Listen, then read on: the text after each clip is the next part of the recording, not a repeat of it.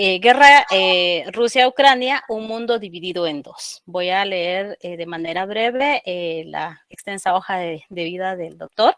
Él es licenciado en Historia por la Universidad de San Carlos de Guatemala. Es doctor en Historia Moderna y Contemporánea por la Universidad de Zaragoza, España, y es investigador titular de la Escuela de Historia de la Universidad de San Carlos de Guatemala, y actualmente se desempeña como director también de la Escuela de Historia. Así es de que, bienvenido, doctor, y el espacio es suyo. Muchísimas gracias, muy buenas noches, Loren y demás colegas de este colectivo.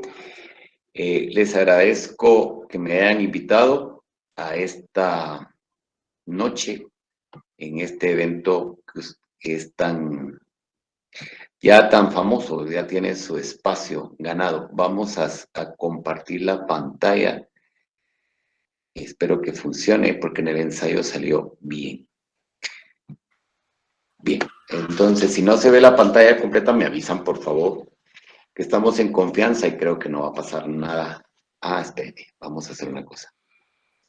Perdón, un segundo por favor, que se me había olvidado. Ahora sí.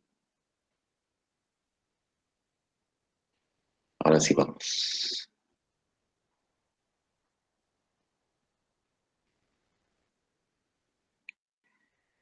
Ahora sí, ya está la pantalla completa. Muy bien, cuando Edwin me invitó para esta plática, pues me he estado pensando cómo hacerlo debido a que hay mucha información de todo tipo. Pero obviamente que está ganando la desinformación. Eso es lo que más cautiva al público en general, porque es lo más fácil de digerir, evita utilizar, digamos, el racionamiento, y porque está explotando una parte que está muy a flor de piel, que es el sentimentalismo. Y por tanto hay que discernir entre toda esta información que aparece. Y era una de las cosas que me puse a pensar cómo poderlo abordar. Y la otra cuestión es que estamos hablando de una guerra. De acuerdo que Rusia lo cataloga como misión especial, una intervención militar especial, pero es una guerra con todas las letras que esto implica. Y en las guerras no existen ni buenos ni malos. Si lo vamos a analizar objetivamente, nos vamos a encontrar con eso. No existen ni buenos ni malos. Una guerra es una guerra, donde va a pasar de todo. Otra de las características que podríamos decir, que vamos a ir empezando a desarrollar las características, es que es una guerra no declarada. Ni Rusia le declaró la guerra a Ucrania, ni Ucrania le declaró la guerra a Rusia. Es una intervención especial militar, como la llama Rusia. No hubo el clásico de mandar el documento y que el embajador llegue a decirles, bueno, nosotros le declaramos la guerra, ni tampoco una gran aclamación en los parlamentos respectivos diciendo, sí, nos vamos a la guerra, lo que sí veíamos en la Segunda Guerra Mundial, por ejemplo. Y por otra parte, estamos, primero, una guerra, ya quedamos, pero segundo, lo que estamos viendo también es una contestación muy fuerte al sistema imperante después de la caída del muro de Berlín, del mundo unipolar.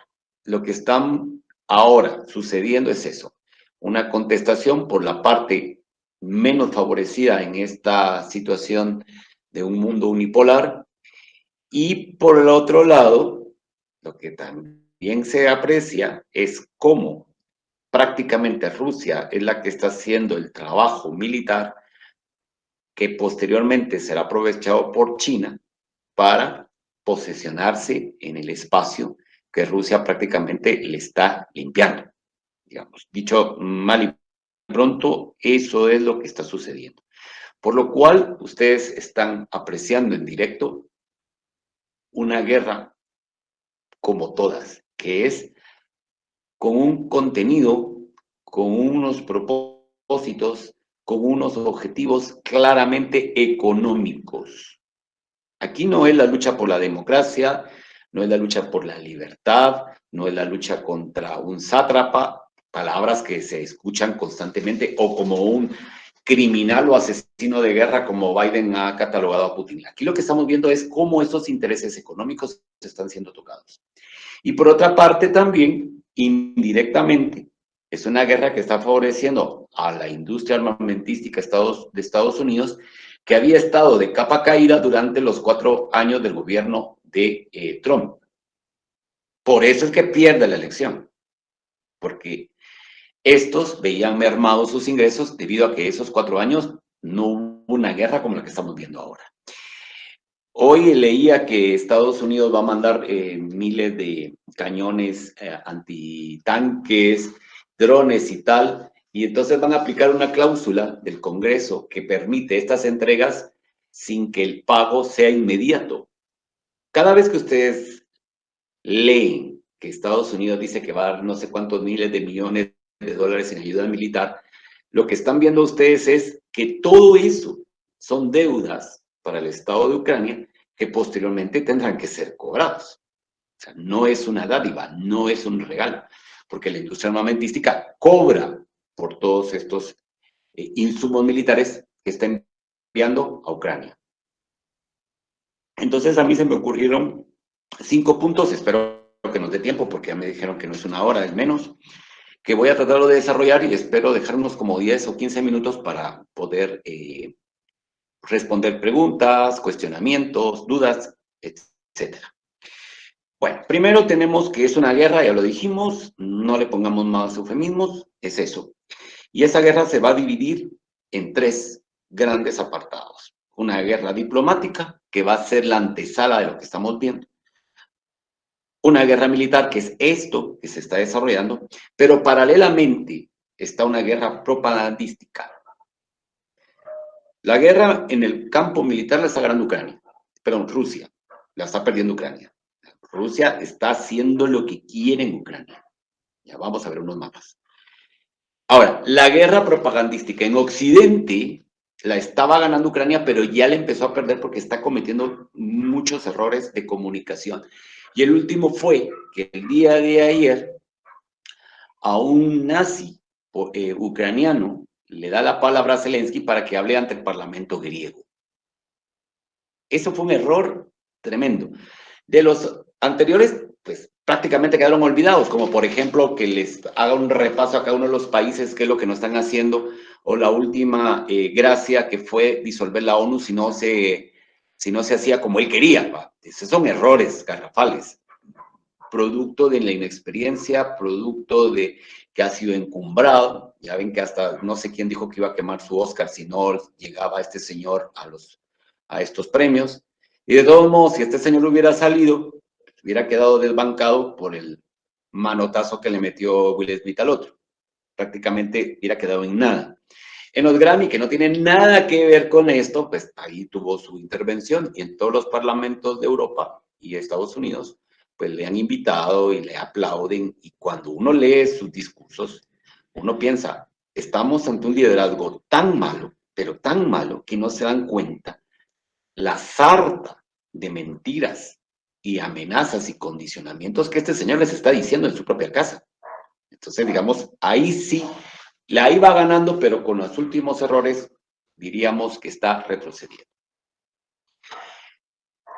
Esos son los 3 componentes. Bueno, la guerra diplomática empezó antes, pero empezó mucho antes. Lo que pasa es que hasta ahora le estamos poniendo atención. Pero esta guerra va a empezar en 2014. Este año cumplieron 8 años. Y esto empezó cuando Victoria Nuland, que en ese momento estaba en la Embajada de Estados Unidos en Kiev, porque ahora resulta que con la influencia de los medios de comunicación occidentales, todo le llaman Kiev. Cuando ustedes oyen a los noticieros en español, dicen, es que Kiev, no. En español tiene su manera de decirlo, es Kiev. ¿De acuerdo? Cuando en Kiev van a organizar en el calor esto de las primaveras árabes, que después nos vino a nosotros en el 2015, esa reestructuración, por decir una forma, se va a desarrollar lo que se llamaba el Euromaidan. Y todo empezó porque Ucrania se quería unir a la Unión Europea y el presidente, que era prorruso en ese momento, dijo, bueno, empecemos con una asociación, y a última hora dijo que no, y Rusia les va a dar una gran cantidad de dinero, porque Ucrania como Estado había sido subsidiado enormemente por el Estado ruso.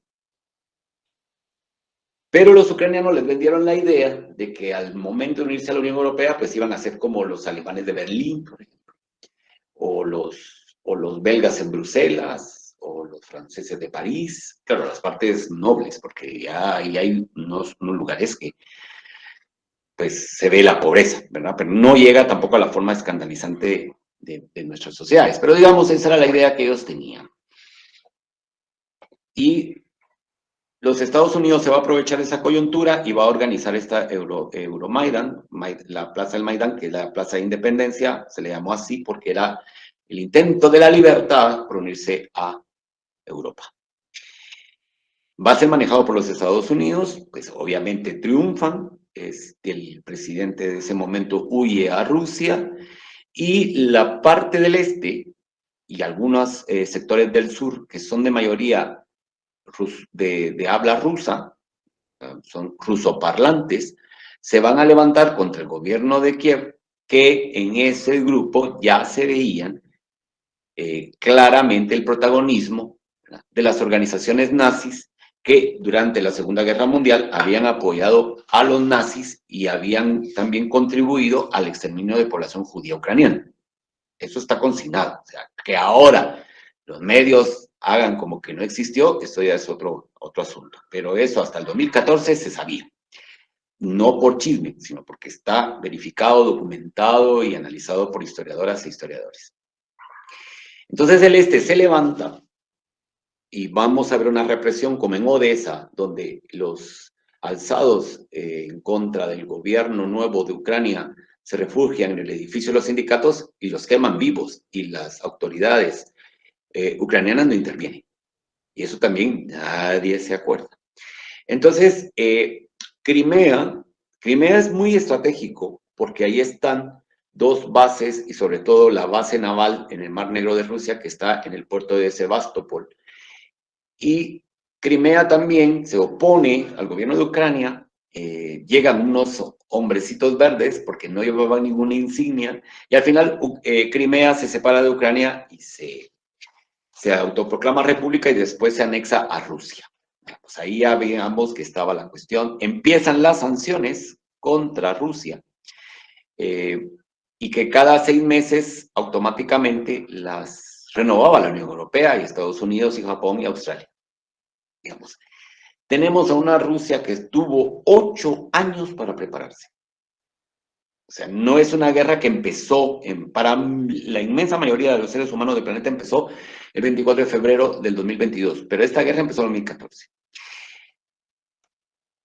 Luego hay un levantamiento en 2 provincias, Lugansk y Donetsk, por los acuerdos de Minsk. Los de estas regiones tienen que retroceder. Ellos ya habían prácticamente sitiado Mariupol, que es una ciudad que está siendo mencionada constantemente. Pero hay una batalla clave en esa guerra del 2014, que es de Debaltsevo. En Debaltsevo resulta que salen apaleados el ejército ucraniano y es cuando piden pelo, dicho en buen chapín, y entonces se llegan a los acuerdos de Minsk II. Y entonces se va a quedar en un status quo ahí y todo esto muerto. Pero Rusia pues estaba preparando. Estos 8 años de sanciones económicas pues les sirvieron muchísimo para cada vez más y no depender de la economía europea, pero pasa a depender de la economía de China. China es el gran aliado de Rusia en este momento. Si Rusia se atrevió a hacerlo ahora es porque tenía en sus espaldas China. Si no, no lo hace. Si no, no hubiera llegado a la magnitud de lo que estamos viendo ahora.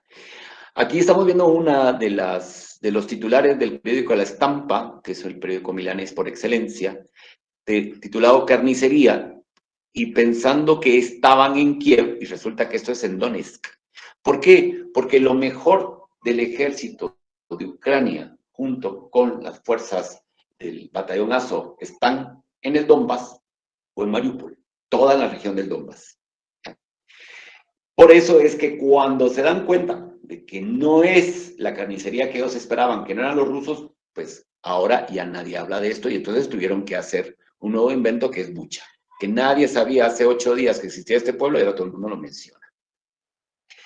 Detrás de todo esto, también tenemos informaciones como estas que han sido silenciadas, que es el hijo de Biden, Hunter, cazador, que parece que es bastante cazadorcito porque él tiene no solo negocios del gas en Ucrania, por tanto se beneficia del dinero de Rusia, porque el gas ucraniano es el ruso. Durante toda la guerra no ha dejado de pasar gas en los gasoductos ucranianos. O sea, podrán estarse peleando, diciendo de todo, y ustedes lo ven en los medios de comunicación, pero no sale. Entonces, digamos, en la parte diplomática, fracasa. ¿Por qué? Porque Rusia le había dicho a la OTAN que necesitaba unas garantías de seguridad, la OTAN lo niega, les dice que no, envalentona a Zelensky, y entonces viene esta operación militar especial el 24 de febrero, cuando Rusia entra y prácticamente desarma toda la infraestructura militar ucraniana. Ahora, si ustedes ven noticias donde dicen que atacaron una base, que atacaron, se está refiriendo a lugares donde están guardando las armas que les mandan de Occidente. Pero digamos, las grandes estructuras militares prácticamente ya no existen. Y también Rusia puede hacer lo que le dé la gana, y lo demostró cuando Biden, que aquí lo ven ustedes un poquito, visita Polonia, y entonces se acerca a la frontera ucraniana, y Rusia desde territorio ruso, desde el Mar Negro, perdón, le lanza unos misiles a la ciudad de Leópolis, o Lviv en ucraniano, pero vamos a usar su expresión en español, que es Leópolis, ¿de acuerdo? Bueno, entonces, digamos, militarmente Rusia se impuso, como pueden ver aquí. Todo esto que están ustedes viendo en este mapa son los bombardeos del primer día, y siguieron constantemente haciéndolo. Esta es Ucrania.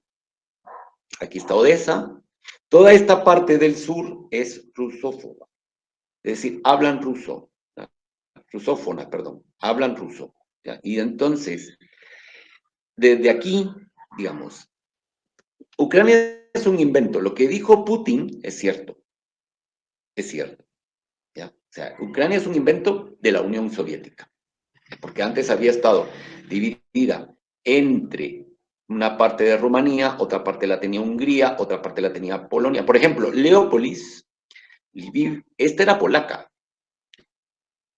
y la parte del este era de Rusia. Esto siempre ha sido así. Lo que pasa es de que, y después vamos a ver que van a estar bajo el dominio del Gran Ducado de Polonia y Lituania. Si ustedes leen, por ejemplo, Taras Bulba, ahí tienen ustedes una visión de cómo era la Ucrania de ese momento cuando escribe León Tolstoy esta novela histórica que es preciosa.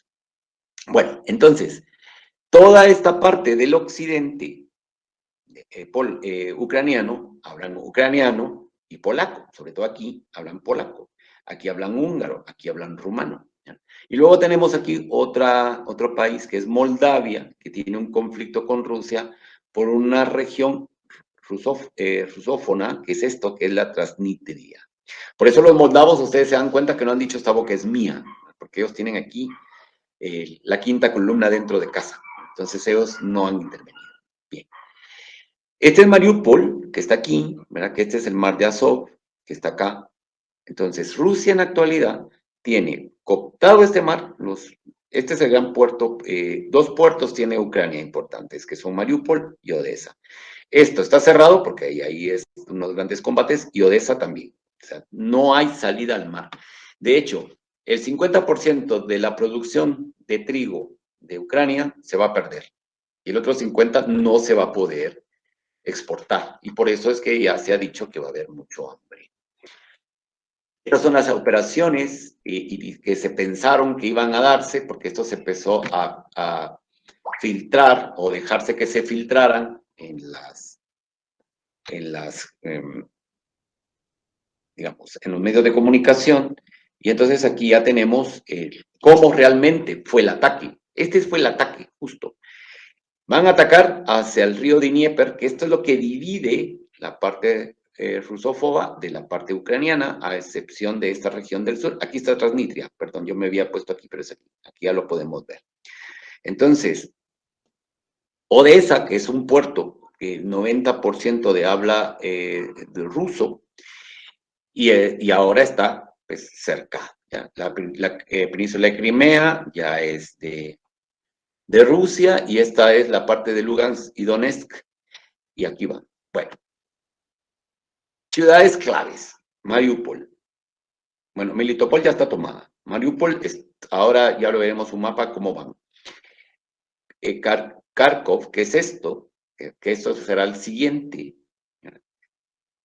Kherson, que ya está tomado, Zaporozhia también, Dnipro también, toda esta parte que ustedes ven aquí, hasta Poltava, es bajo dominio ruso. Odessa, que está cercado, pero aquí la Transnistria prácticamente los tienen ahí por el otro lado.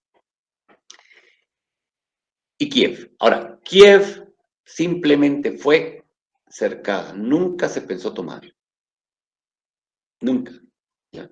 Claro, los medios de comunicación le decían, ay, no lo pueden, que están débiles. No, no lo hicieron, porque su interés, lo dijo bien claramente Putin, es la región del Donbass y la protección de la nacionalidad rusa. Y entonces eso implica 6 provincias, que en el caso de Ucrania se llaman oblast, igual que Rusia, que pueden llegar a ser hasta 11.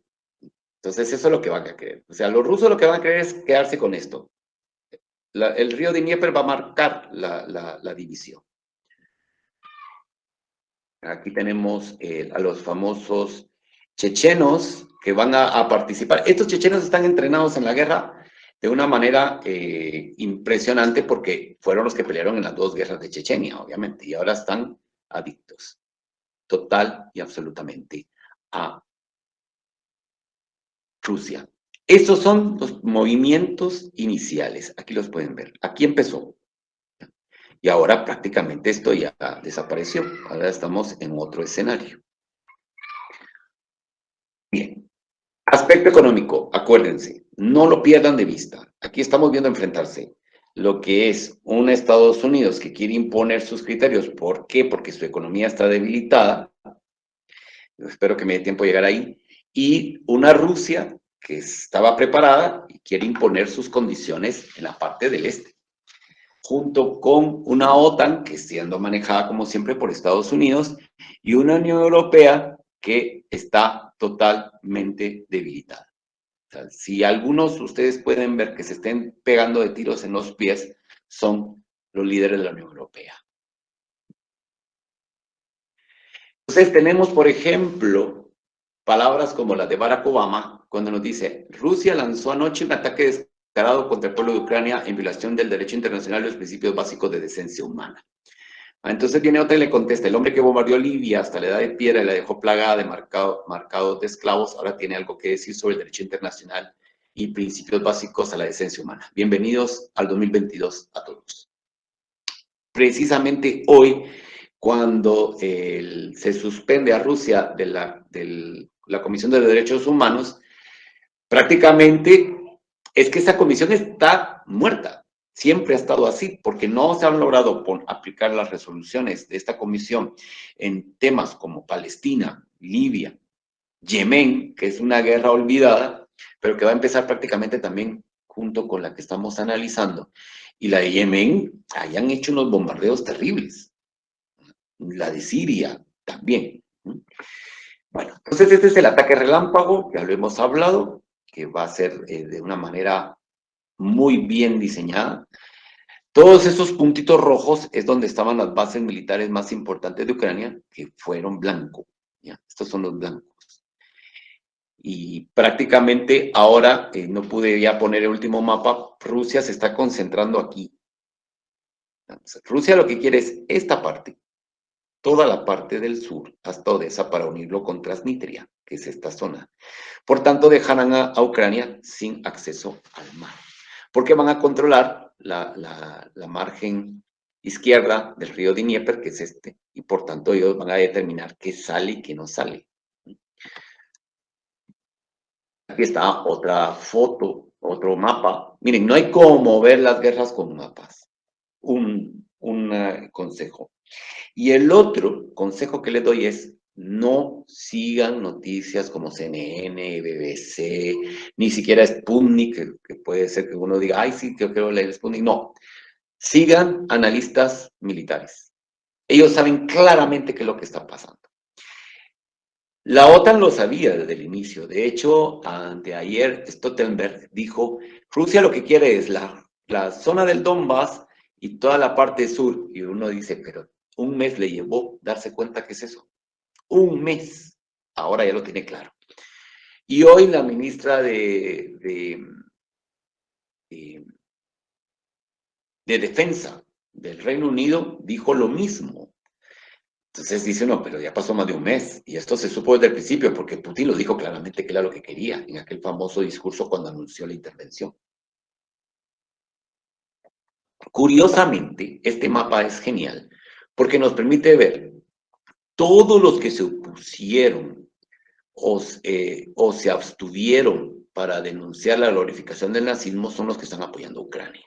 La Unión Europea, Canadá, Australia, Nueva Zelanda, Japón, Corea del Sur y 2 votos en contra, que casualmente, bueno, 3 votos en contra, lo que pasa es que en el mapa no aparece, que son el Estado de Israel, Ucrania y Estados Unidos. Creo que este mapa nos permite a todas y todos darnos cuenta por dónde va el asunto. Muy bien. Tercer punto, la estrategia militar. La estrategia militar rusa es impecable. Desde el punto de vista militar, no pensemos ahora que la destrucción, que por la gente, que yo no. Estamos en el puro análisis militar. Militarmente hablando, la estrategia es muy buena. 3 frentes, el norte, que entraron por Bielorrusia, ahora ya se retiraron porque van a replegar las tropas para acá. El 2, la zona del Donbass, y el 3, que salió de Crimea y que está ahora a punto. Aquí en Mariupol solo le faltan 2 cosas por conquistar. Una fábrica de acero que es de la época soviética, que es inmensa, tiene muchos sótanos y por eso van poco a poco limpiando del batallón Azov, que son neonazis o nazis, y los que están en el puerto, que son prácticamente del ejército ucraniano. Son 2 fuerzas distintas, ¿de acuerdo? Una vez pero lo demás de la ciudad ya está funcionando, con carros y todo. Una vez logren eso, entonces ya el corredor es directo, desde Rusia, toda la parte del Donbass, todo esto, ya lo vamos a ver en otro mapa más adelante, Crimea hasta Odessa, que está aquí. Y luego ya se hunden con Transnistria, que es esto. ¿Ya? Ahora, ¿por qué? Porque Rusia solo tiene un mando, solo tiene una persona que dice qué es lo que hay que hacer, que es Vladimir Putin. En cambio, el mando que apoya al gobierno de Zelensky son los 27 de la Unión Europea, más Reino Unido, 28, más Estados Unidos, 29, más Stoltenberg, 30. O sea, 30 gentes tienen que ponerse de acuerdo. Y dentro de esos 30 va a aparecer uno que diga, yo no. Como ya pasó con Hungría, como está pasando con otros países que dicen, no, a mí no me metan en ese lío. Mientras en Rusia, van. Aquí vamos a ir viendo mapitas mientras yo les voy exponiendo más cosas. Ahora, Ucrania, el ejército ya quedó diezmado. Solo están algunas fuerzas. Aquí que miran esto de azul son las fuerzas que son del ejército ucraniano. Aquí ya no hay nada. Y además los ucranianos cometieron el gran error que para evitar el avance ruso, volaron puentes. Y entonces resulta que no podían entrar los otros, pero ni ellos salir a rescatar a todas estas gentes. Y otro dato interesante es que en Mariupol, como hay muchos militares extranjeros, sobre todo de la OTAN, hasta de rango, por eso es que Francia insiste que quiere ir a evacuar, hacer una evacuación humanitaria, pero no, lo que quiere es sacar es a su gente para que no quede en evidencia que ellos ya tienen metido personas ahí. Y por eso es que los rusos no dejan que caiga ahí nada, porque Mariupol es clave. Dos ciudades son claves para el fin de esta guerra. Es Mariupol, que está a punto de caer, y otro es Krasnostarsk. Es un poquito difícil porque no es como decir San Juan Zacatepec, es que no sale muy fácil, ¿no? Esto es en ucraniano. Una vez caigan esas dos ciudades, prácticamente esta guerra terminó. Biden es lo que es. Como líder está demostrando que no tiene claridad de lo que está haciendo. Y es muy errático y no se atreve a mandar tropas de Estados Unidos. ¿Por qué? Porque, a ver, hemos analizado las sociedades del siglo XX, que es una sociedad líquida, que la posmodernidad, que ya no existen las verdades absolutas, que prácticamente ya no hay, digamos, ya no hay un ideal, y voy a decir algo que a lo mejor puede molestar, pero lo voy a decir. Pues se vanaglorió que ya no tenía ninguna creencia religiosa oscurantista, y los rusos sí. Los ucranianos también, pero tanto los ucranianos como los rusos son muy religiosos, pero muy fanáticos. ¿Ya? A mí me sorprende y hasta me dio risa ver al Papa besando una bandera ucraniana cuando en Ucrania hay una persecución de los católicos tremenda. Porque la hay. Pero claro, eso los medios de comunicación no se los van a decir. Entonces Biden es el que está viendo peligrar, ¿ya? Peligrar enormemente las condiciones económicas como potencia hegemónica. Y el digamos, el que más se va a beneficiar de todo esto es China, con Xi Jinping. A ver, ¿cuántas guerras ha intervenido China? ¿Y en cuántas guerras no se ha metido Estados Unidos? Y eso es dinero. ¿Ya? Entonces, Xi Jinping tiene claro, y por eso la política china hacia esto es que platiquen, que evitemos llegar a más y tal. Otra de las características que he visto en esta guerra es, vamos a seguir viendo mapas mientras yo les voy comentando, es que todo el mundo dice que quiere la paz, pero no, porque la Unión Europea y Estados Unidos siguen mandando armas. ¿De acuerdo? La misma gente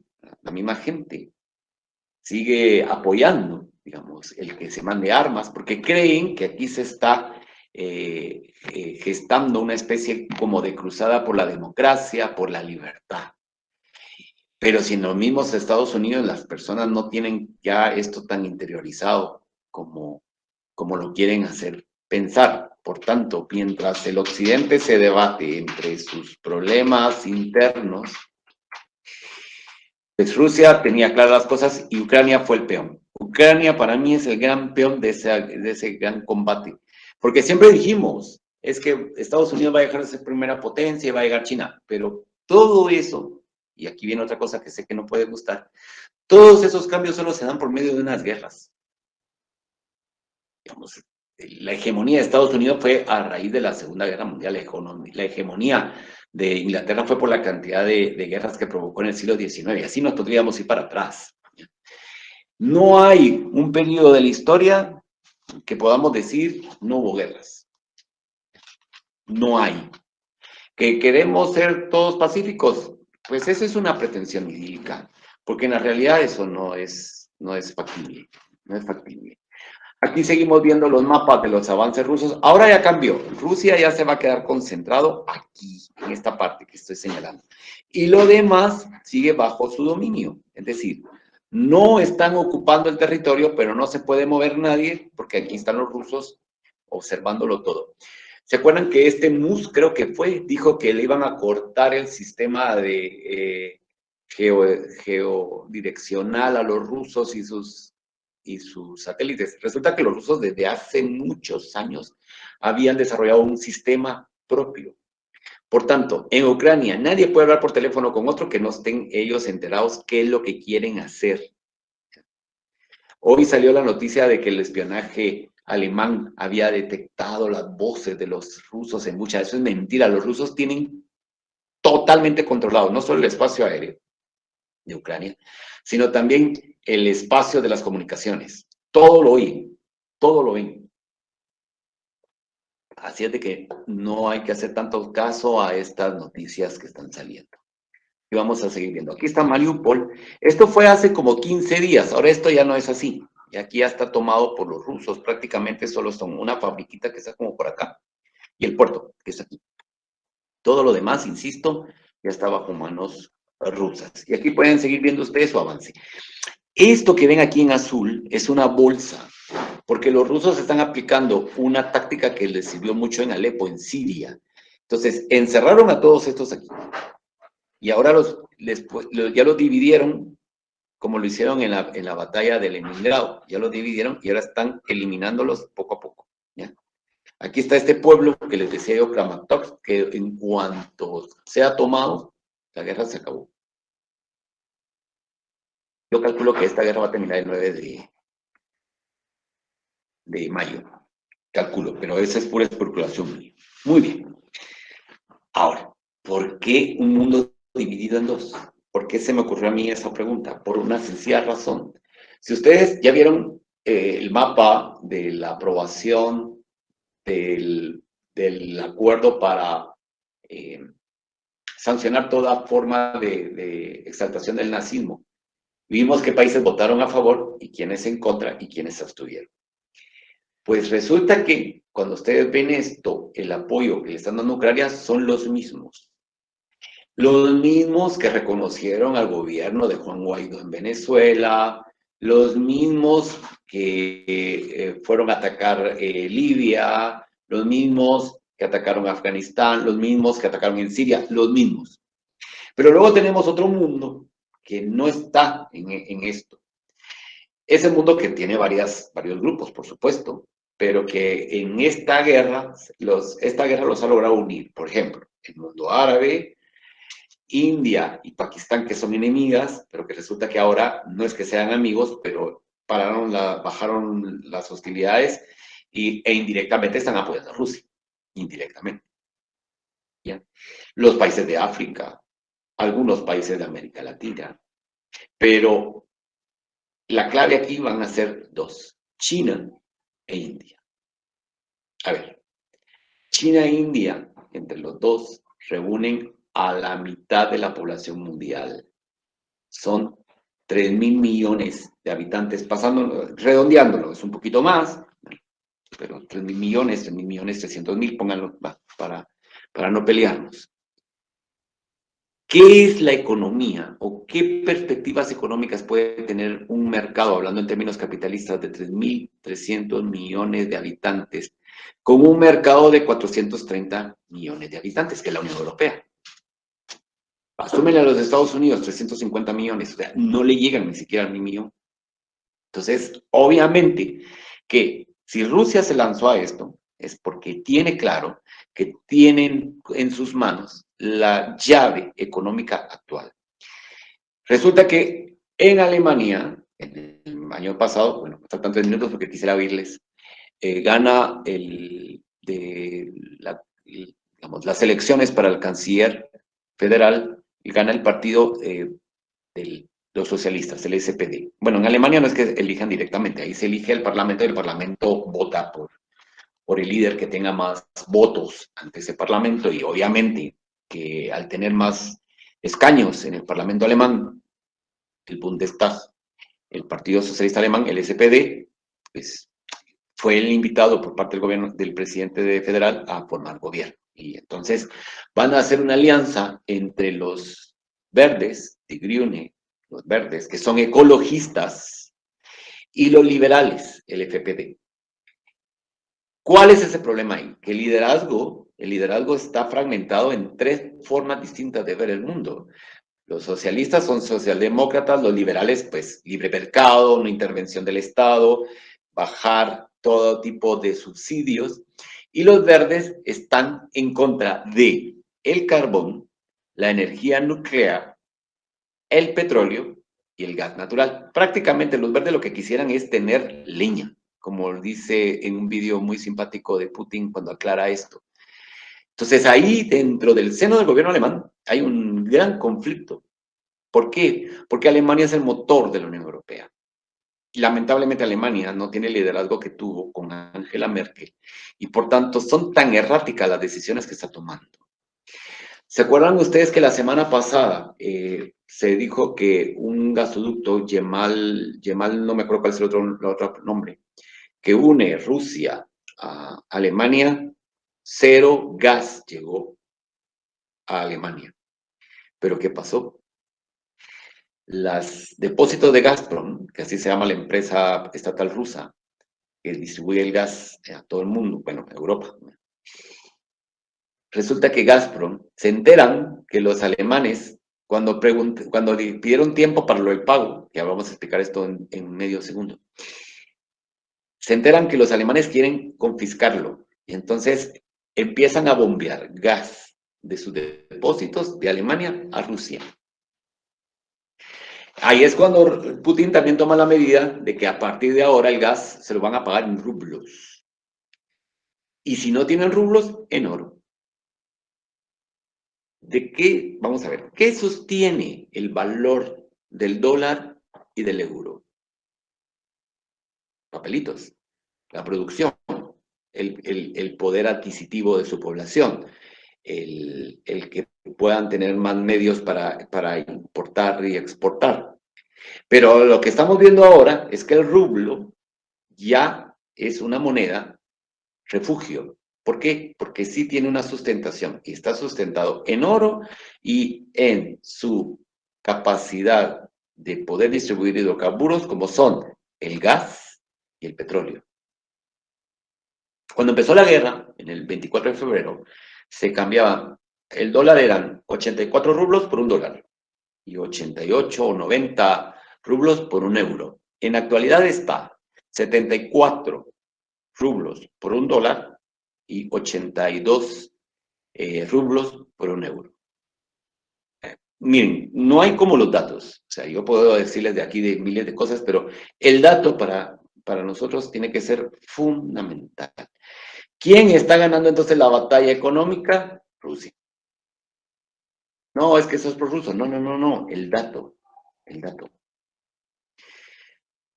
Por eso Lavrov dijo hace una semana que la situación actual es histórica y una batalla por cómo será el orden mundial, efectivamente. Y Biden dice, sí, es una batalla por el orden mundial, pero ese orden mundial lo va a capitanear Estados Unidos. Obviamente que no. Ahora, ¿será que Rusia va a ser la que lo va a lograr? Pues eso lo veremos en este año, en 2022. Fíjense que cuando empezó la guerra, en el Pentágono dijeron, esta guerra durará de 4 a 8 semanas, cuando todavía estaban lúcidos, ahora ya no están dando esta información. Al principio sí fueron muy lúcidos, o más bien muy abiertos en dar la información, ahora ya no, ahora todo está sesgado, hacen montajes, lo de Bucha es un montaje. Así que policías, no, es un montaje, se ve, o sea, los que saben de este tema se dan cuenta cómo se logró escenificar esto que estaba ahí. Los prorrusos llevan una distinción blanca. Cuando abandonan esa región los rusos, esto de Bucha salta hasta la semana. Entonces hubo una semana para que pudieran limpiar de prorrusos esa zona. ¿Y quién lo iba a hacer?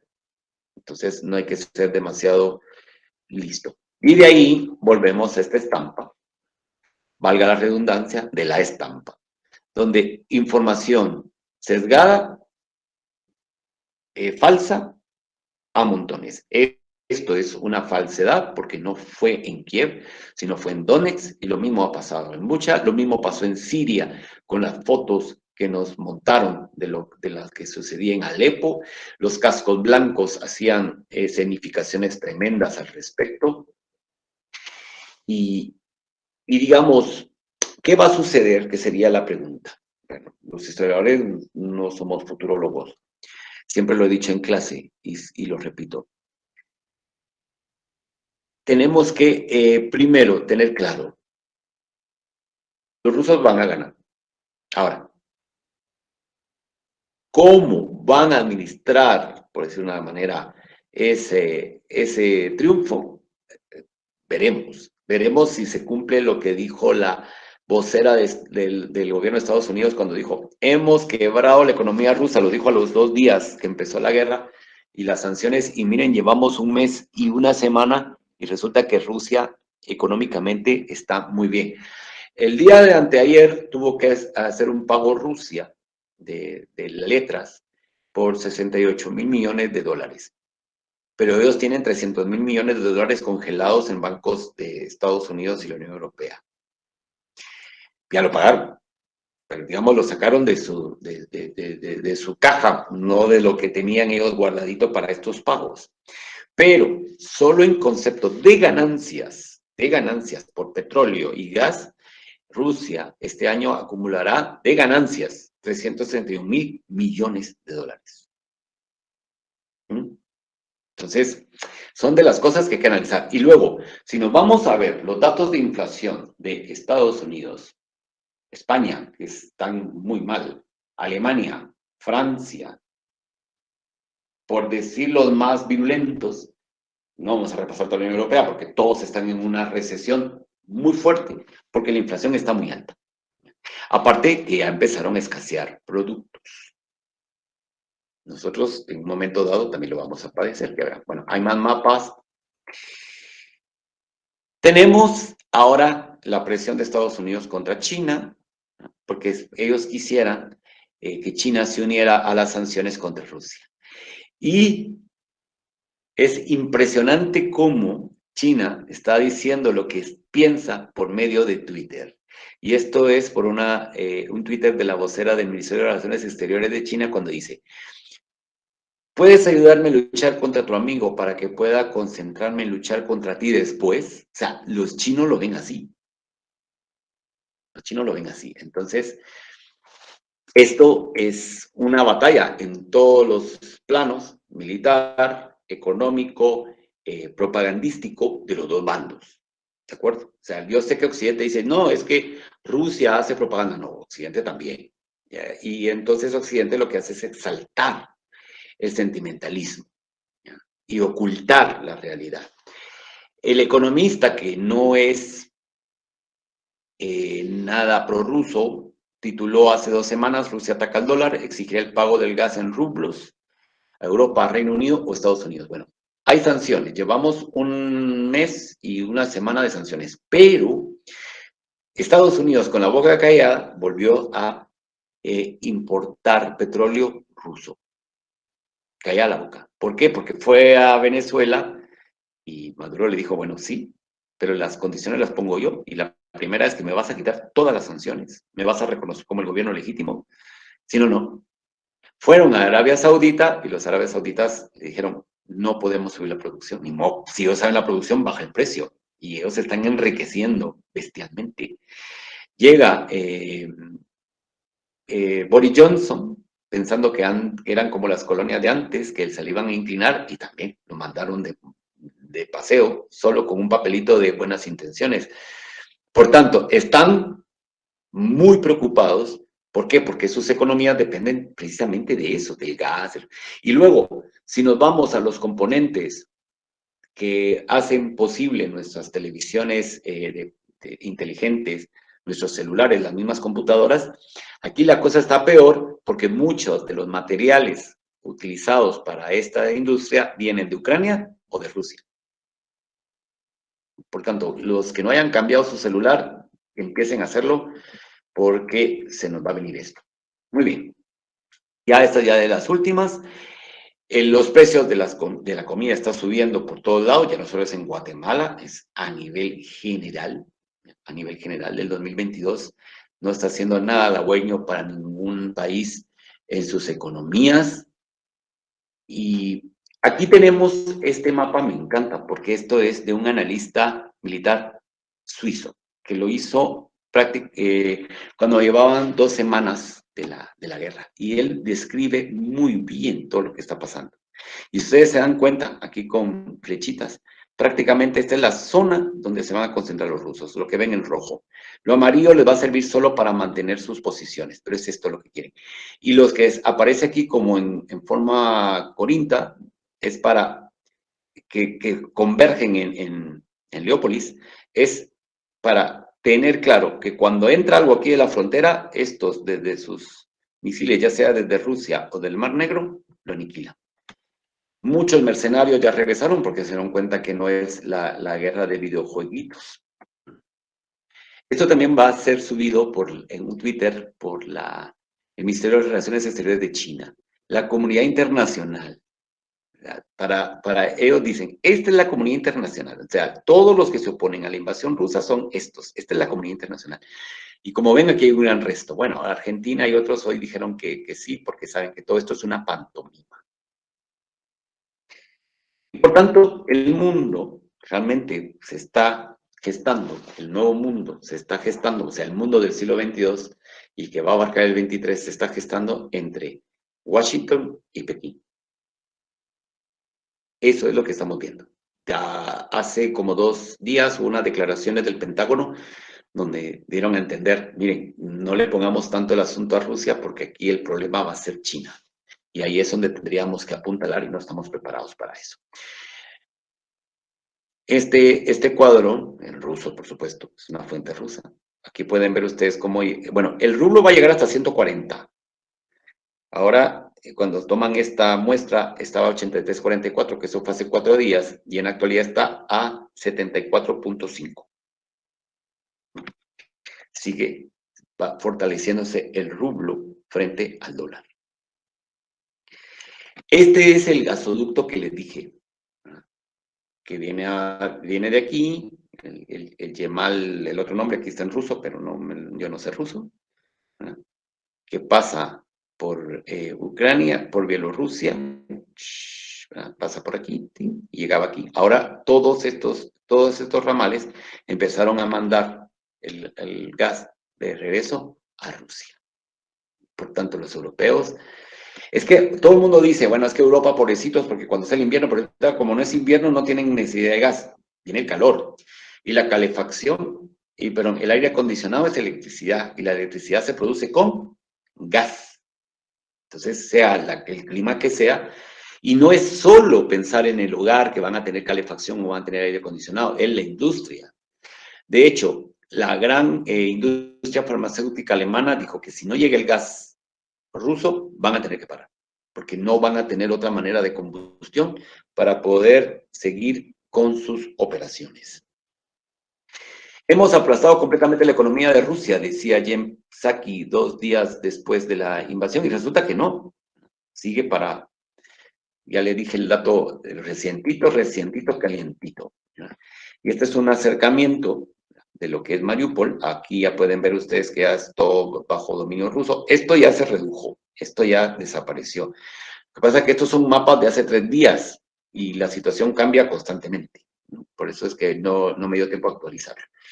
Bueno, a 1000 por hora, creo que ya les di un panorama general de lo que está pasando en esta guerra. Insisto, es una guerra.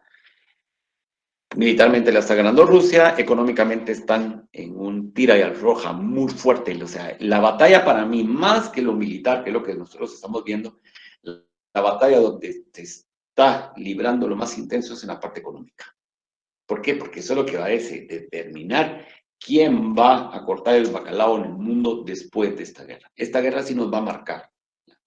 Por eso celebro que Historia GT haya hecho un espacio para hablar de esto, porque podríamos pensar, pero eso no tiene nada que ver en Guatemala, tiene que ver y mucho. O sea, la subida de la gasolina, eso luego es un factor. La subida del pan es otro. Y así vamos a empezar a ver. Y el problema está que si la recesión se acentúa en Estados Unidos, nos va a afectar en uno de los medios, digamos, de adquisición de divisas más importantes de este país, que son las remesas. Por tanto, nos va a afectar. Está a miles y miles de kilómetros, sí, pero la economía global, producto de lo que surge después de 1991, está tan entrelazada que todas las medidas económicas que ellos están tomando no son más que declaraciones de buenas intenciones, porque no se puede desconectar un país del SWIFT, por ejemplo. ¿Por qué? Porque todo está unido, o sea, si yo quito a estos, todos se van. No pueden decir, no le vamos a comprar gas porque ya le dijimos, el motor de la Unión Europea, que es Alemania, entraría en colapso y se va toda la Unión Europea. Conclusiones.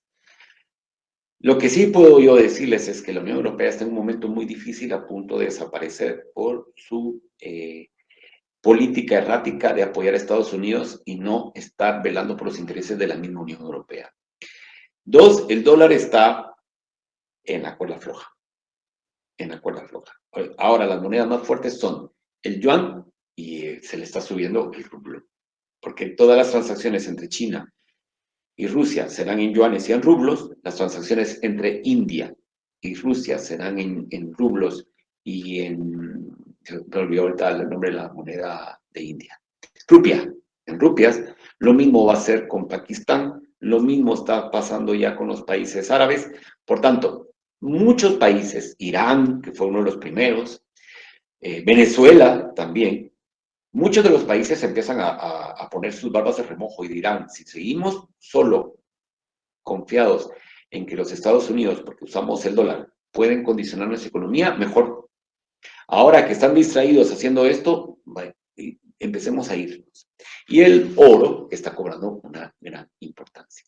Cuando Rusia viene y fija el precio de la onza oro a 5.000 rublos, onza, le está dando un soporte a su economía, porque le está anclando en el oro.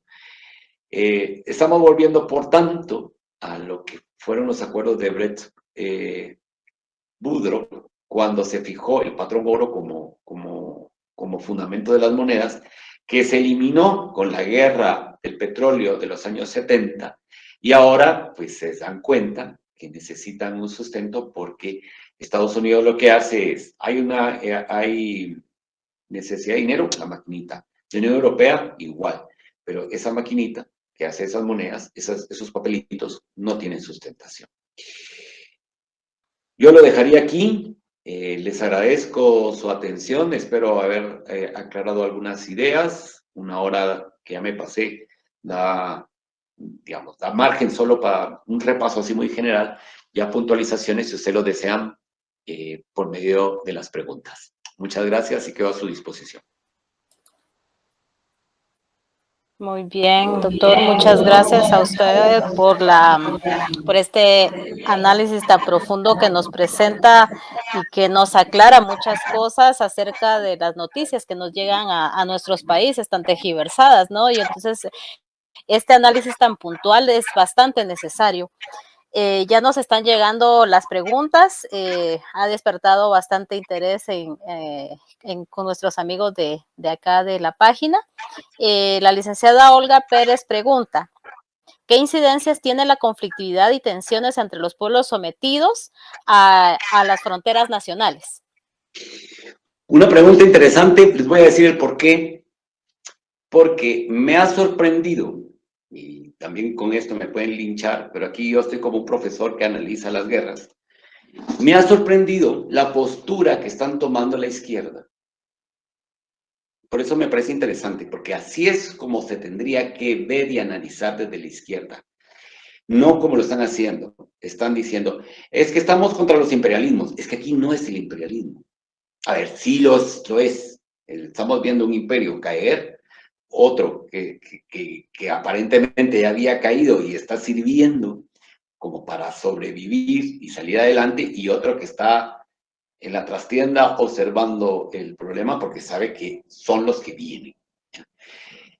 Todos, a ver, en los años 90 se pensó que iba a desaparecer los nacionalismos porque al final la globalización era lo que se iba a determinar. Y se acuerdan que se empezó a hablar de la aldea global, la sociedad de la globalidad, donde iban a desaparecer todas las, digamos, las características propias de los nacionalismos para un mundo pacífico, neoliberal, prácticamente dominado por la cultura occidental. Pero se ha estado demostrando, y esta guerra lo está haciendo, como hace énfasis, como el nacionalismo ha permitido el afianzamiento de liderazgos, la forma en que Xi Jinping ahora hace uso, por ejemplo, de toda la tradición confuciana y toda la historia trimilenaria de China es impresionante. O sea, está exaltando el nacionalismo chino, sobre todo descansando en la etnia mayoritaria de China, que son los Han. Bueno, los que han llevado el curso de China saben a quién me estoy refiriendo con los Han. Ucrania creó un nacionalismo, porque ya les dije, prácticamente está dividido. Salió un mapa muy interesante. Miren, yo tenía miles de fotos, pero había que pensarlo, digamos, más, para poder visibilizar la parte que estaba exponiendo. Pero hay un mapa de una oficina en el Estado Mayor de Polonia, donde está prácticamente sombreado en colores de Polonia la parte ucraniana polaca. Eso es nacionalismo. Polonia tiene un nacionalismo muy fuerte en este momento. Y por tanto, cuando piensan en Polonia, piensan en donde hablaban polaco. Cuando Hungría piensa en húngaros, piensa fuera de sus fronteras nacionales, piensa en sus fronteras lingüísticas. Y de hecho, hace 3 años, Hungría reconoció la nacionalidad húngara a los de habla húngara en Ucrania. Entonces, Ucrania amenazó con quitarle la nacionalidad ucraniana y todos, digamos, los beneficios del Estado ucraniano si adquirían el pasaporte húngaro. Las conflictividades en esa zona han estado presentes constantemente. Por tanto, no nos reduzcamos a decir es que nosotros nos oponemos a todo imperialismo. No. Aquí, como científicos sociales, tenemos que ver, digamos, en su magnitud, fuera de cualquier dogmatismo. Claro, Putin no es comunista, por supuesto. Xi Jinping, ahí se lo dejo como pregunta. Pero que son nacionalistas, lo son. Rusia, Putin va a hacer un discurso sobre el nacionalismo impresionante. Cuando dice vamos a proteger a todos los rusos, se refiere a todos los de habla rusa, no los que están dentro de sus, digamos, de sus fronteras nacionales, y sobre todo las fronteras nacionales en la región del este, producto del desmembramiento de la Unión Soviética, están prácticamente pegadas con chicle, como las fronteras africanas. De las guerras africanas no habla nadie, y ahí hay un montón en este momento, pero nadie dice nada, y hay masacres, y hay bombardeos, y bombardeos también de potencias occidentales. Miren, en Mali, Francia, por ejemplo, su intervención ha sido desastrosa, pero eso no sale en las noticias.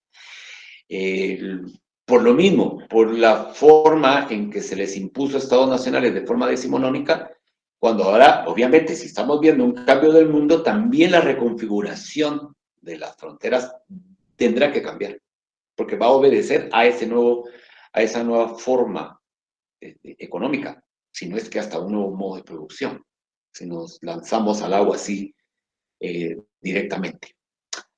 Esto da para más, pero yo creo que ya con eso tenemos unos parámetros que nos permiten la reflexión posterior de lo que pueda suceder. Muchas gracias. Muy bien, doctor. Hay otra de Willy Chávez que nos pregunta, ¿será que Putin ha perdido el apoyo de las élites rusas? Pues no, es como que yo les dijera que Biden puede perder el apoyo de las élites norteamericanas. ¿Quiénes van a ser los máximos beneficiados? ¿Quiénes están siendo los máximos beneficiados de la guerra? Las élites. ¿Cómo van a perder el apoyo si esos son los que se están beneficiando? Bueno, ¿se acuerdan todas las empresas que se fueron de Rusia y que parecía como cuando aquí en las manifestaciones el de 2015 decía McDonald's se une a la manifestación? ¿Se acuerdan? Pues más o menos igual lo están haciendo, que ya pasó, ya les pasó el furor. ¿Por qué? En el 2014, cuando hacen la misma pantomima, las empresas que se fueron, Rusia nacionalizó esas empresas, el Estado ruso. ¿A mano de quién fueron a caer esas empresas? Lo mismo está sucediendo ahora. Todas estas empresas que se fueron dejan infraestructura porque no se la pueden llevar. O sea, Nike puede decir yo no voy a llegar a Rusia, pero dejó tiendas, dejó stocks, dejó una infraestructura, dejó una organización. La nacionalizan y ¿quiénes la tienen? ¿Quiénes son los que manejan Gazprom? las élites rusas. Entonces, ¿cómo van a dejar apoyar a Putin si ahora los máximos beneficiados, insisto en decirlo, son ellos, porque son los que están manejando los únicos bancos que no están bajo las sanciones debido a que es donde se recibe el dinero del gas, del petróleo y del oro? No las pueden sancionar, no porque no quieran, sino porque hay intereses occidentales también ahí. ¿Ya? Por tanto, están beneficiados. Y por otro lado, ya tenemos los grandes contratos multimillonarios entre Rusia y China para la administración del gas. Entonces, así como la Unión Europea dice que entre 3 años ya no va a depender del gas ruso, lo cual no creo, yo calculo que unos 7 a 10 años. China, Rusia, entre 3 años ya no va a necesitar del mercado europeo. Y ya lo verán, ustedes lo verán. Entonces, no hay que hacer caso, lo mismo que les dije al inicio, de lo que sale en CNN, Deutsche Welle, BBC, France Press International. Todas las occidentales les están diciendo que hay un gran repudio de la guerra en Rusia, que las élites están huyendo, que no es cierto. ¿Cómo me voy a ir yo si me estoy enriqueciendo con la guerra? Así como los empresarios norteamericanos dedicados a las armas, incluido el hijo de Biden, Hunter, se benefician de todo esto, los rusos también. ¿De acuerdo? Muchas gracias. Aquí hay una pregunta interesante de Fernando Adrián Rodríguez. ¿Cuál es la posibilidad de que Rusia quiera construir una Unión Soviética? Muy remota, sumamente remota, porque ya no la necesita. No la necesita. Vamos a ver, el espacio económico ruso, espérenme, vamos a ver si encuentro, porque hay los países tan, me confundo, ¿ya? O mejor, así, espérense. Los llamados tan, pues están con Rusia. Entonces, económicamente ya los domina. ¿Ya? Obviamente, Letonia, Lituania y Estonia, esos siempre han estado afuera. Ellos fueron incorporados en 1921, pero los otros no. Los otros prácticamente han estado bajo, digamos, el Imperio Ruso durante muchísimos años. Rusia tiene intereses y tiene bien tomado Bielorrusia. Ucrania se le quiso ir y ahí están los resultados. Moldavia tiene ahí la cuña de Transnistria y por tanto la tiene quieta. Georgia tiene también Rusia tiene en Georgia unas fuerzas de intervención. Ojo, en cualquier momento saltan y toman el estado georgiano. En Armenia también hay por el conflicto de Nagorno-Karabaj.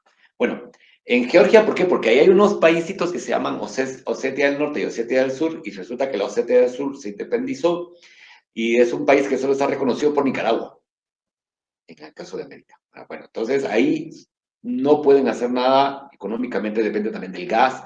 De hecho, a toda la zona de que era ante la Unión Soviética, los precios del gas son más bajos. País gasístico, Kazajstán, pero también depende de Rusia. Y luego están los pequeñitos, Kirguistán, Tayikistán, Uzbekistán, Turkmenistán, que están bajo dominio ruso. Azerbaiyán también, ¿ya? Son ciudades, son países, ciudades, porque Bakú es impresionante, en el Mar Caspio, y el Mar Caspio lo domina Rusia. Entonces, digamos, no necesita ya una Unión Soviética, porque la Unión Soviética tenía que hacerse cargo de todos estos. Ahora no, cada uno tiene su organización y le compra gas, le compra carbón, le compra petróleo, le compra tierras raras, le compra productos alimenticios, pesticidas, en fin. Tiene un mercado fijo en el cual no puede entrar nadie si no es que los rusos lo autorizan. ¿De acuerdo? Gracias. Muy bien, tenemos una última pregunta. Ucrania ya había aceptado ciertas condiciones rusas hace una semana en Turquía. Ahora comienzan a retractarse. ¿Cómo puede leerse esto? Que Estados Unidos es el que está detrás. Ucrania es el peón, quien decide cómo va a llegar a hacer ese acuerdo de paz es Estados Unidos. Por eso ellos no están de acuerdo. Es que, a ver, ellos no quieren la paz. Por eso es que están mandando las armas. Porque si mantienen esa guerra ahí constante, entonces tienen un mercado para sus armas. ¿Quiénes van a ser los que empezarán a comprar armas? La Unión Europea. ¿Quiénes se van a beneficiar? Los empresarios norteamericanos. Y además tenemos unas elecciones de medio mandato que van a ser en noviembre. Otra vez tenemos a un Trump que empieza a crecer. Y el problema está que los norteamericanos votan según cómo vaya la economía. O sea, ellos votan con el bolsillo. Nosotros votamos por las cancioncitas y el corazón y el ojalá, ¿no? Ellos, a ver, si yo estoy gastando más en gasolina, en comida, en seguros, en esto, este no me conviene y lo cambiamos, ¿ya? Entonces, digamos, Estados Unidos es el que le está dictando todo a Zelensky. Si realmente Zelensky quisiera la paz, o por lo menos ya no más guerras en su país, hace 3 semanas hubiera firmado la paz. Es decir, bueno, miren, yo les dejo todo eso, déjenme esta parte y ya. Pero como Estados Unidos cada vez, des en cuenta, bueno, y hay otro dato, cuando ya iban las negociaciones avanzando, Ucrania mata a uno de sus negociadores. Y en Ucrania están matando a los que dicen que son colaboradores prorrusos. Zelensky hace 5 días degradó a 5 generales, acusándolos, no, a 3 generales, perdón, acusándolos de prorrusos. O sea, la cosa ahí adentro tampoco es tan miel sobre hojuelas. Entonces, y se acuerdan que cuando empezaron las negociaciones en Bielorrusia, Ucrania decía, denme tiempo, ¿por qué? Porque tenía que mandar el papel a la Unión Europea, pero sobre todo a Estados Unidos es el que está dictando. Quienes realmente deberían de negociar ahí son Putin y Biden. Y se ahorraría mucho tiempo Biden y hablaría directamente qué es lo que él pretende, y Putin sabiendo que se va a cumplir, porque con Zelensky tienen que esperar a ver qué es lo que va a decir el Departamento de Estado. Y por eso es lo que estamos viendo. ¿Qué va a suceder? Bueno, Rusia demostró, entre comillas, voluntad de que no se quiere quedar con Ucrania, replegó sus fuerzas, pero ya sabe el camino de volver a entrar a Ucrania. Y sobre todo, ya no teniendo infraestructura militar los ucranianos, van a entrar como Pedro por su casa. Y si ellos quieren, se zambuten, perdonen la expresión, pero no se me ocurre otra, la mitad de Ucrania. Ya. Insisto, basta ver los mapas.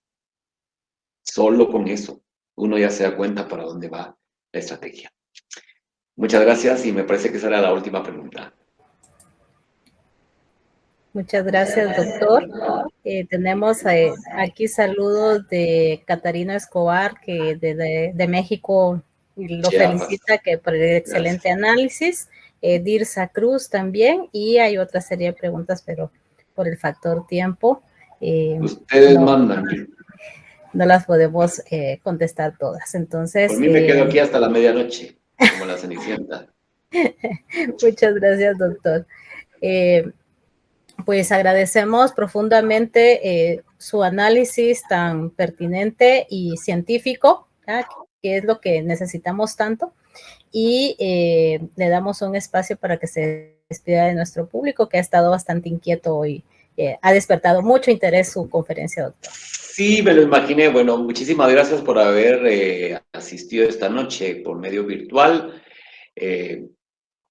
Vuelvo a decirles que cada uno de los aspectos que toqué así en forma 1000 por hora son tema para poder analizar, por ejemplo, una conversación sobre las cuestiones económicas, porque nos ha faltado enlazar muchas cosas, América Latina, África, en relación a todo esto y lo económico.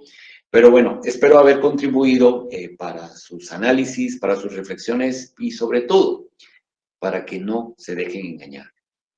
No se dejen engañar.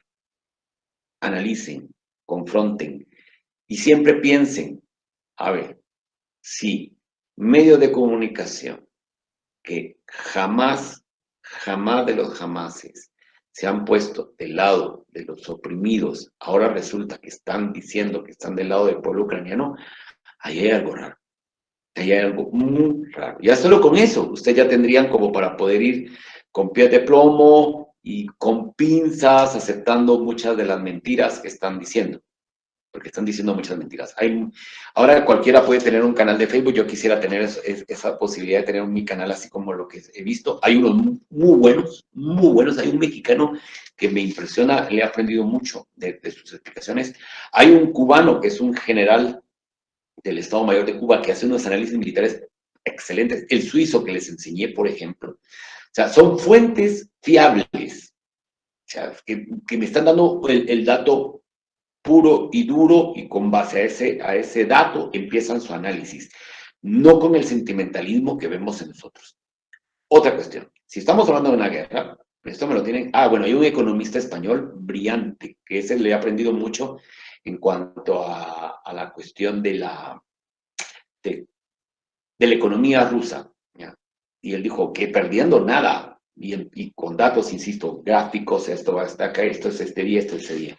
Pues son cosas que se agradecen porque permiten tener unos medios de comunicación, unas fuentes de información distintas a los tradicionales que nos están sesgando, nos están negando información y sobre todo, y lo más grave, nos están mintiendo. O sea, nos están mintiendo. Y entonces están provocando una mentalidad antirrusa, por ejemplo, que eso es muy grave. O sea, ¿cómo va a ser posible que ahora ya no se puede usar las letras Z? La letra Z, que fue con la que empecé la conferencia y, bueno, la plática que vimos en un vehículo militar, son dos letras las que está utilizando el ejército ruso, la Z y la V, que sirven, bueno, se ha hecho muchas especulaciones, al fin ya alguien ya lo aclaró, que cada una era para distinguir a qué parte del frente le tocaba cubrir. Unos que van a estar en el Donbass y la parte sur, y los otros que solo iban a llegar y se iban a retirar, que son los que se están retirando de Chernigo, de Kiev y de esas, digamos, de esas dos provincias. O sea, eso es paranoia. Eso es una auténtica paranoia. Iba a decir otra palabra, pero dejémoslo en paranoia. Y nos estamos tragando esas mentiras. Y sobre todo, si somos cientistas sociales, eso no puede ser posible. O sea, nosotras y nosotros tenemos que indagar, tenemos que distinguir. Mire, había hasta un canal, me he visto un canal que se llama Mundo Cristiano, que si ustedes lo ven, mañana está una bomba nuclear enfrente de su casa. Pero hasta eso hay que oír para saber por dónde van los tiros, qué le están metiendo a la gente en la cabeza. Pero esa es nuestra función como cientistas sociales. O sea, yo no puedo conformarme solo con lo que me diga CNN o lo que me diga la BBC o tragarme todo el drama de la Deutsche Welle, que, a ver, desde que dicen buenas noches uno ya sabe que viene sesgado el tema, ¿de acuerdo? Espero que eso también quedara como un mensaje. Y no solo para esta guerra, para todo, ¿ya? Para conflictos, para cuestiones económicas, para cuestiones políticas, para todo, ¿verdad? Entonces, eso sería mi consejo, mis palabras de cierre y desearles un feliz descanso de Semana Santa. Y muchos éxitos también al colectivo Historia GT, que están haciendo una gran labor en acercarnos temas históricos prácticamente a la pantalla de nuestras computadoras, de nuestras casas. Muchísimas gracias y que pasen feliz noche.